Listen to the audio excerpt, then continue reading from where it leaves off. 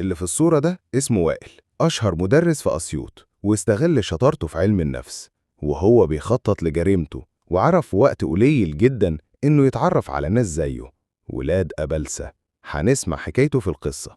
2013 ده تاريخ الجريمة، لكن القصة نفسها تبدأ من 2004. وائل شاب في بداية حياته مقيم في محافظة أسيوط، وتحديدا في أبو تيج، وأول ما يتخرج يشتغل مدرس على طول، وتحديدا لمادة علم النفس في واحدة من أشهر المدارس في أسيوط. وفعلا كان متميز جدا في المادة دي، وقدر في وقت قليل يثبت وجوده في المدرسة. كل المدرسين اللي كانوا معاه في نفس المدرسة كانوا شايفينه شخص ناجح جدا، لدرجة إنه خلال شغله كان بيحضر ماجستير في علم النفس، وده من كتر حبه في النفس واللي ممكن تخبيه النفس البشرية. وكان ملفت للانتباه جدا، لأن شطارته وتميزه اللي كان فيه كان بيقول إن الشخص ده هيكون ليه مستقبل كبير. ومن ضمن الناس اللي كانوا مهتمين بيه ومعجبين بيه جدا مدرسة معاه في نفس المدرسة اسمها حنان، مدرسة جميلة ومحترمة، وكل زمايلها اللي معاها بيقولوا عليها كده. وخلال وقت قليل بدأت نظرات الإعجاب بين وائل وبين حنان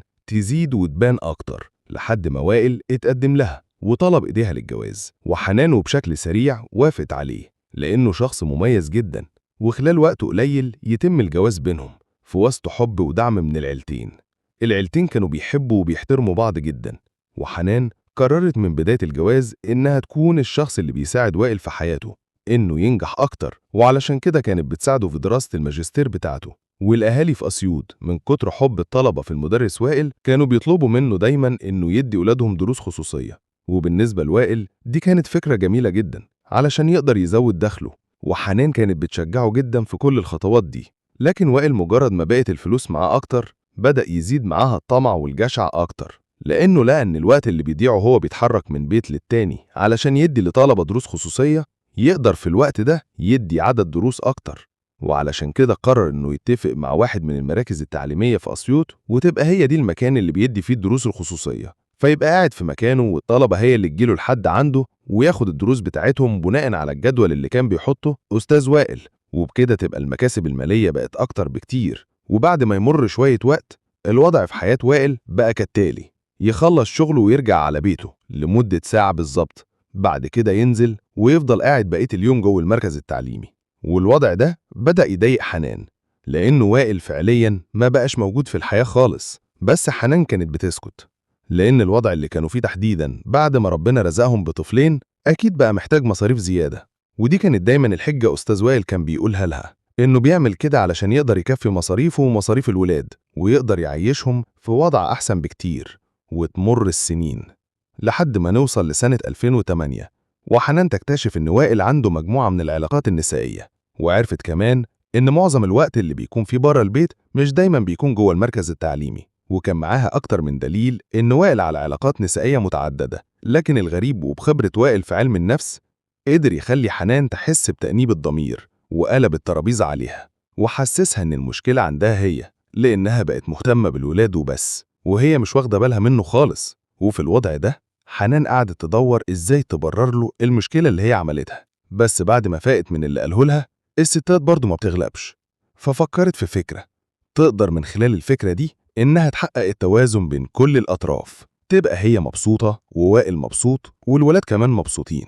والفكرة هي إن كل الدروس وحياة وائل كلها هتتم في مكان واحد في بيتهم اللي هيعيشوا فيه، ويعمل فيه جزء مركز تعليمي خاص بيه ويستقبل الطلبة بتوعه، وكله يحصل قدام عين حنان وتحت سيطرتها الكاملة.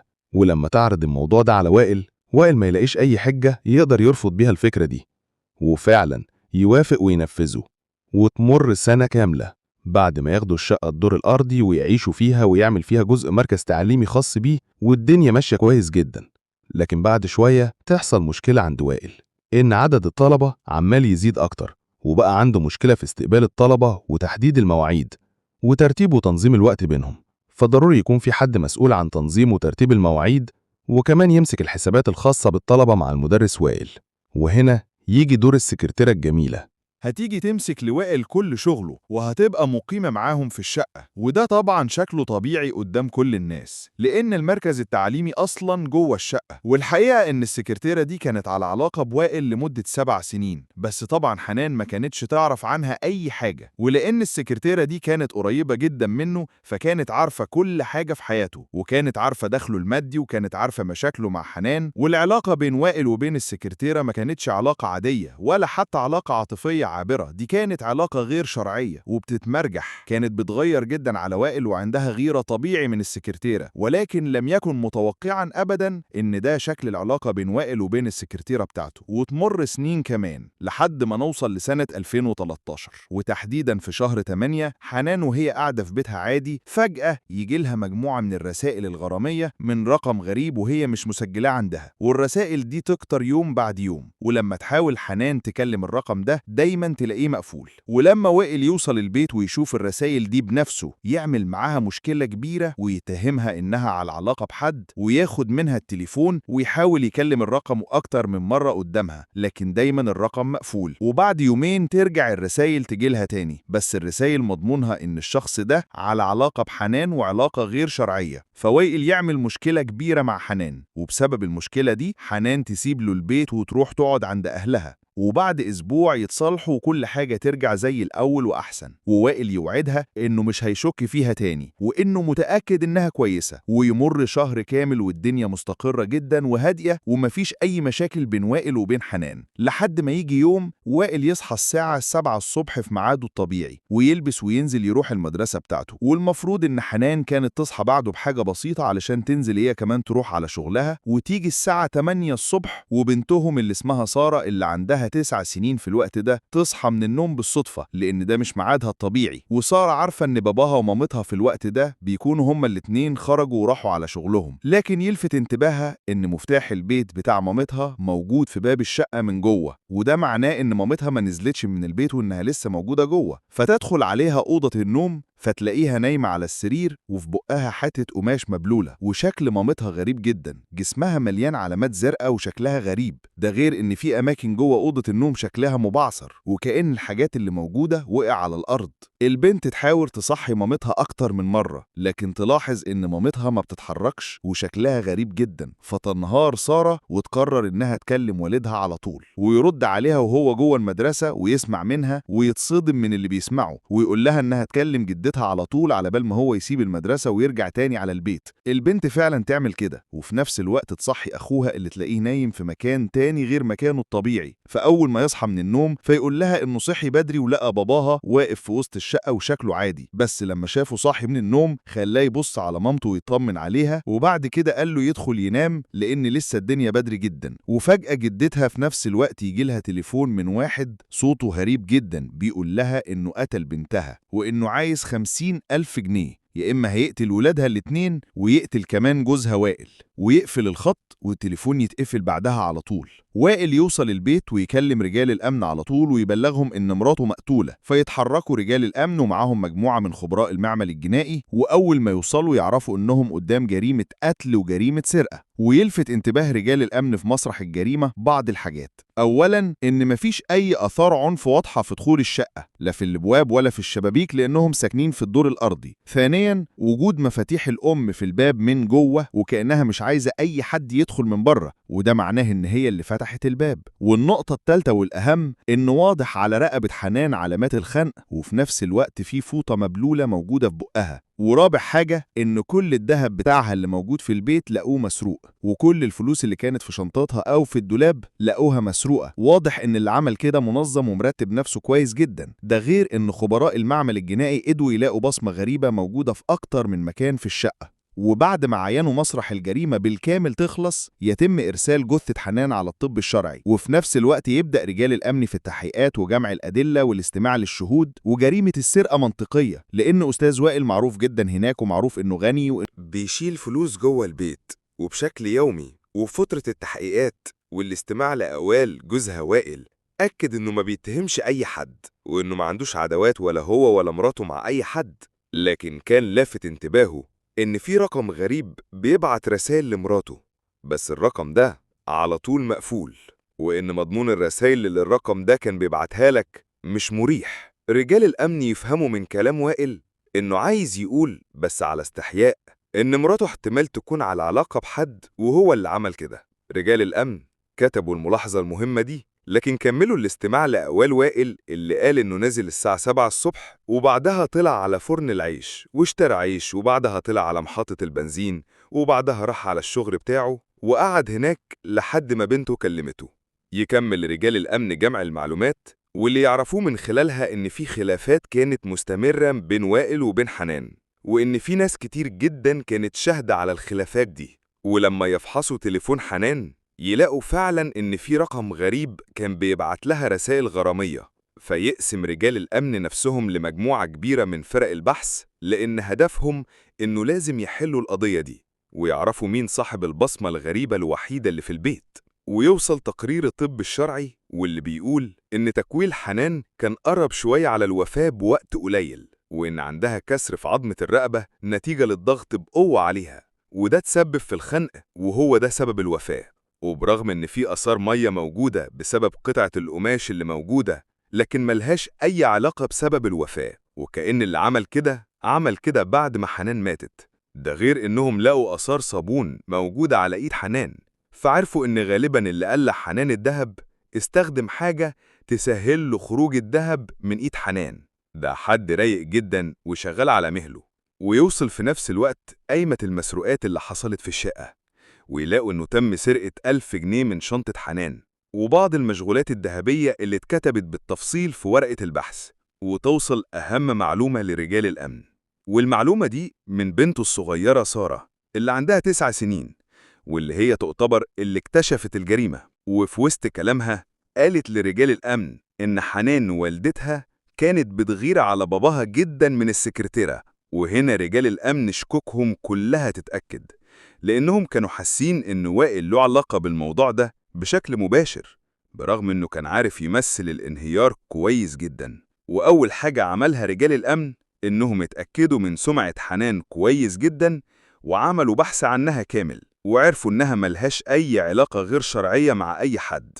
ده غير إن الرقم اللي بعت لحنان الرسائل دي لم يتم استخدامه في أي حاجة تانية غير الرسائل دي. ده غير إنهم لقوا إن نفس الرقم ده بعت لحنان رسالة في نفس يوم الجريمة، وده نفس الوضع اللي لقوه مع الرقم اللي كلم جدة الأولاد بعد الوفاة اللي قال لها إنه قتل بنتها وإنه عايز 50,000 جنيه. برضه لقوا الرقم ده مقفول وإنه لم يتم استخدامه إلا في المكالمة دي. فواضح جدا إنها خطة مدروسة كويس قوي. فيقرر رجال الأمن إنهم يعملوا تتبع لخط السير اللي قاله وائل يوم الجريمة بالظبط، ويكتشفوا إن كل اللي قاله وائل فعلا حصل. بس في حاجات غريبة جدا كمان حصلت.